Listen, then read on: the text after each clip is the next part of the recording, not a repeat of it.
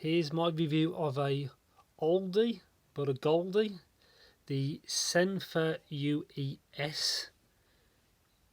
These little bad boys. I've had these for ages and they've just basically just been in my drawer. And you know what? I didn't listen to them for maybe 3 years, and I don't remember why I did not listen to them. So I've used them again as of the day I did this video, and they're pretty. It was worth a re-listen. Yeah, packaging, you don't get none. You get a carry case, a bunch of tips. So you get double flange tips, which I've never had to use. Some people, these work wonders, but for me, I never had to use them. You get all of these, just normal tips. You get some foamies, what a wide ball, expand kind of quick. But yeah, that's what you get in the packaging. I just use the silicone tips because they work best for me. You get a cable, which is kind of generic. I'll show it to you. Oh, this is what came with mine from like late 2016. I bought these, and by the way, these are still actually available on AliExpress. I'll put a few links in the description because the store I bought this from, I think, was UEs. They no longer sell it, but a lot of other companies do.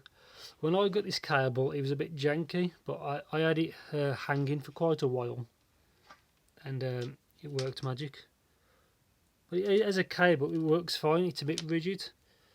Like, I want this to be a bit softer, and obviously MMCX. Focus. There you go, left. And the other one says right. There you go. Well, yeah.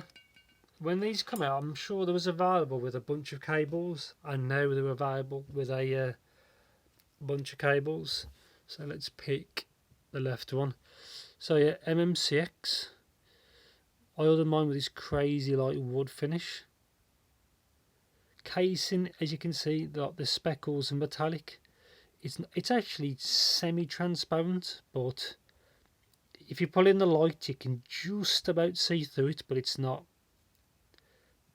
It's not very bright.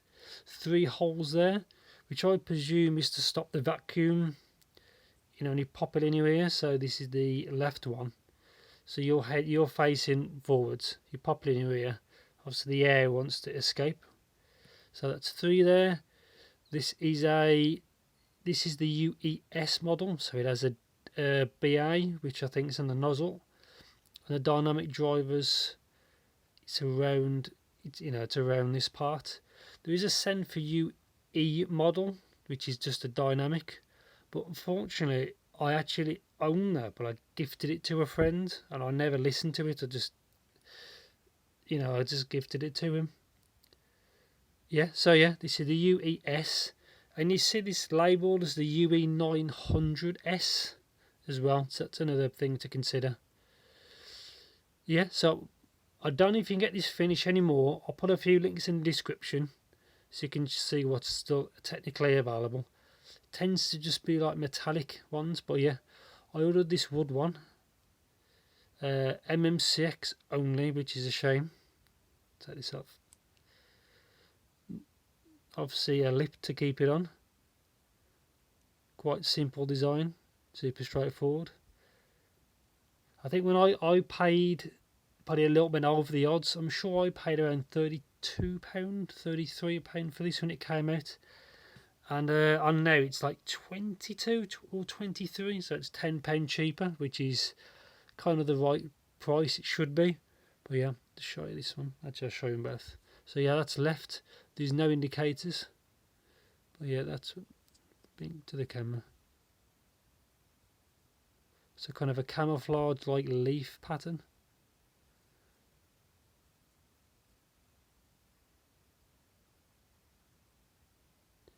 Kind of different, kind of unique. I like that. It saves everything looking looking the same, looking, kind of boring. And yeah, let's get to what these sound like. Allegedly, these have a Knowles armature for the mids and the highs, and a 9.2mm dynamic for the lows. For its price, I really doubt it's a Knowles one, but I'm not going to open it up to check.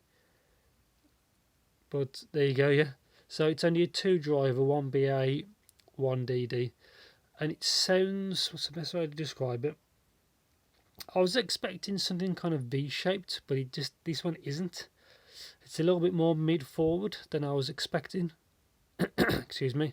Yeah, so a little bit more mid-forward, and it's got a brightness to it. It's not sibilant or it's not sharp, but there is a brightness to it. If you go to something, anything with like orchestral stuff, I thought sounded really good on this. Vocal calls sounded really good. I wouldn't say it's V-shaped. I'd say it's the best way to describe it. It's not a bassy earphone. There's enough bass there. The bass is quite tight. There's not art of it. It's not a bassy earphone. It has enough.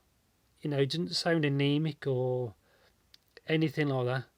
I'd say it's got a very small, like, bump in the mid bass kind of bit. It does do sub bass quite well considering. Mids are not recessed at all; they're quite forward. And then I think somewhere like towards the upper treble, the treble and upper treble, I think there's a few peaks because you can hear the brightness. I haven't seen a graph of this, so I'm not sure what it actually looks like, but it does have a brightness to it. Yeah, so for like certain things, it does sound quite good with the detail. Just bear that in mind. But I wouldn't say it's V-shaped. Let's get to comfort. Comfort's good. I say I think those 3 holes, if you can see them there, is to alleviate air pressure. I thought the comfort was fine. I didn't have any issues, with the comfort. Isolation, I don't think it isolates very well because of that. They're not a great isolating earphone. But it all depends on your usage. Sensitivity, these are meant to be 16 ohm and 100 and something sensitivity, but I think the sensitivity is actually lower because I had to put a little bit more power than normal into these. And I've tried these on my Theo M5 and the Shanling M0. They're my test subjects as normal. As you say, they're designed really for IEMs, and these are IEMs, so there you go. Soundstage was good. It didn't sound big enough, but it was certainly fine, really. And the imaging was okay. So yeah, in the flesh, these things look pretty. Some people might think they look a little bit tacky or a little bit cheap, but I like that they look a little bit different. They're a little bit more, a little bit more unique. Yeah. The build quality seems okay as well. So yeah, the sound, I think for around 22, the sound's pretty good. So to compete with in that price range is probably the Blonde. And compared to, just a quick comparison to the Blonde is bassier. Because a lot of people moan that the Blonde's got a bit too much mid bass. These don't suffer from that, and these probably do a little bit job with like micro details. Because I think because of the armature, because it just works a little bit faster. I wouldn't say the Blonde's better, or I wouldn't say these are better than Blonde. They're just different. And yeah, anything else you want to know, just let me know in the comments. Quite a pleasant surprise going back to these for like after 3 years.